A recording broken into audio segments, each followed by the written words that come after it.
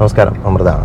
Identity മൂവിയുണ്ട് ടോവിനോയുടെ. ഈ സിനിമയെ കുറിച്ച് പറഞ്ഞു കഴിഞ്ഞാൽ ഇത് വേറൊരു റേഞ്ചിലാണ് ഈ സിനിമ എടുത്തു വെച്ചിരിക്കുന്നത്. എന്ന് വെച്ചാൽ ടെക്നിക്കലി ഒക്കെ ഭയങ്കര ബ്രില്യൻ വർക്കാണ്. ആക്ഷൻ സീക്വൻസ് ആയിരുന്നാലും ഇതിന്റെ ബാക്ക്ഗ്രൗണ്ട് സ്കോർ ആയിരുന്നാലും പിന്നെ ആ ഒരു ഓവറോൾ മൂവി എടുത്തിരിക്കുന്ന ഒരു ട്രീറ്റ്മെന്റ് ഭയങ്കര ഹെവി ബഡ്ജറ്റിലുള്ള ഒരു മൂവിയാണെന്ന് നമ്മൾ ആദ്യമേ മനസ്സിലാക്കി തന്ന് ഒരു തമിഴ് മൂവിയൊക്കെ ഇപ്പൊ ഗൗതം വാസുദേവ മേനോനൊക്കെ കഥ പറയുന്ന ആ ഒരു സ്റ്റൈലിലൊക്കെയാണ് തുടങ്ങി പോണത്. ഒരു സ്റ്റൈലിഷ് ആയിട്ടുള്ള ഒരു പ്രസന്റേഷൻ ആണ് എല്ലാം കൊണ്ടും.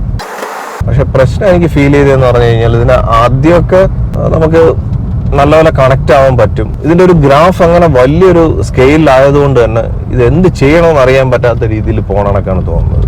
പിന്നെ സിനിമ എവിടെയൊക്കെയോ വെച്ച്, അതായത് ഈ ക്യാരക്ടർ ടോവിനോയുടെ ആ ഒരു ക്യാരക്ടർ, അദ്ദേഹത്തിന്റെ ചൈൽഡ്ഹുഡ് മെമ്മറീസും OCDയും അദ്ദേഹത്തിന്റെ ചൈൽഡ്ഹുഡ് ട്രോമയൊക്കെ പറഞ്ഞ് ഭയങ്കര കൺവിൻസിംഗ് ആയിട്ടാണ് സിനിമ വരുന്നത്. പക്ഷെ പിന്നെ ഇതെങ്ങനെ ഒരുപാട് കൺഫ്യൂസ് ആക്കുന്നുണ്ട്. കൺഫ്യൂസ് ആക്കുന്നതെന്ന് പറഞ്ഞു കഴിഞ്ഞാൽ ഒത്തിരി പെട്ടെന്ന് ഡിസ്കണക്ട് ആയിപ്പോയി. ഞാനിപ്പോൾ ഈ സിനിമ റിവ്യൂ ചെയ്യല്ല, ഞാൻ എൻ്റെ ഒരു ഒബ്സർവേഷൻ ഷെയർ ചെയ്യുന്നത്. ഐ മീൻ സിനിമയുടെ ആ ഒരു ടെക്നിക്കൽ സൈഡിലുള്ള ബ്രില്യൻസ് മനസ്സിലാക്കിയപ്പോഴത്തേക്ക് അതിൽ എൻ്റെ ഒരു എക്സ്പീരിയൻസ് ഷെയർ ചെയ്യുന്നു എന്ന് മാത്രമേ ഉള്ളൂ. റിവ്യൂ ഞാനിപ്പോൾ ചെയ്യുന്നില്ല, കാരണം റിവ്യൂ ചെയ്യാനായിട്ട് ഞാൻ ഈ സിനിമയുടെ ഫസ്റ്റ് ഹാഫ് കുറച്ച് കഴിഞ്ഞപ്പോൾ ഞാൻ സെക്കൻഡ് ഷോ ആണ് കണ്ടത്.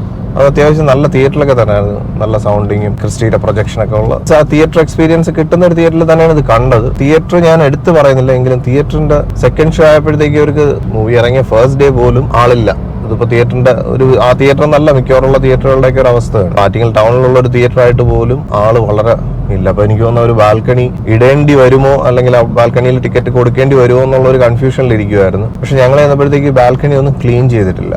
ഒരു കുറച്ച് ടൈം എടുത്തത് ക്ലീൻ ചെയ്യാത്ത എന്താണ്, മേ ബി ആ ഷോ തന്നെ ക്യാൻസൽ ചെയ്യേണ്ട അവസ്ഥ ഉണ്ടായിരുന്നു എന്ന് സംശയം എനിക്ക് തോന്നി. അപ്പൊ എന്തായാലും അതിലോട്ട് പോണില്ല.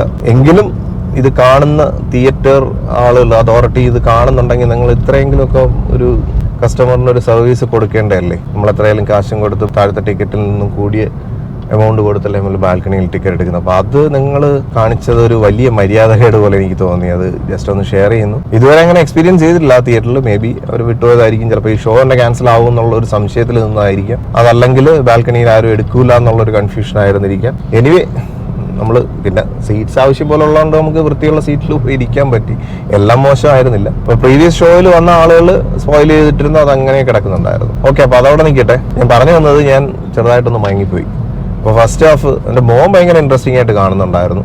പക്ഷെ എങ്കിലും സെക്കൻഡ് ഹാഫിലോട്ടൊക്കെ പോകുമ്പോഴത്തേക്ക് നമുക്ക് സിനിമ ഇങ്ങനെ എക്സാജറേഷൻ, ആ ഒരു ക്യാരക്ടറിനെ അങ്ങനെ എക്സാജറേറ്റ് ചെയ്ത് പോയപ്പോഴത്തേക്ക് ഒരുപാട് അങ്ങ് ഡിസ്കണക്ട് ആയിപ്പോയി. അതിന്റെ ഒരു സ്റ്റൈൽ ഓഫ് മേക്കിംഗ് അടിപൊളിയായിട്ടുണ്ട്, അത് കണ്ടോണ്ടിരിക്കാൻ തന്നെ ഉണ്ട്. പിന്നെ ആക്ഷൻ ഞാൻ പറഞ്ഞ കണക്ക് ഒരു കാർ ചേസ് ഉണ്ട്, അത് ഗംഭീരമായിട്ടാണ് ചെയ്തിരിക്കുന്നത്. അപ്പൊ അങ്ങനെയൊക്കെ കുറെ സീക്വൻസുകൾ ഉള്ളതുകൊണ്ട് നമുക്ക് ഓവറോൾ ഒരു തൃപ്തി ഫീൽ ചെയ്തു. ടോവിനോന്റെ ക്യാരക്ടർ നന്നായിട്ട് ചെയ്തിട്ടുണ്ട്. അതൊരു ഡിഫറെന്റ് ആയിട്ട് വർക്ക് ചെയ്യേണ്ട ഒരു ക്യാരക്ടറാണ്. അത് ആ ഒരു വളരെ വ്യത്യസ്തമായിട്ട് തന്നെ ആ ക്യാരക്ടറിനെ പുള്ളി ഹാൻഡിൽ, അത് അദ്ദേഹത്തിന്റെ ഒരു സ്കില്ലാണ്. അത് നന്നായിട്ട് വർക്ക് ആയിട്ടുണ്ട്.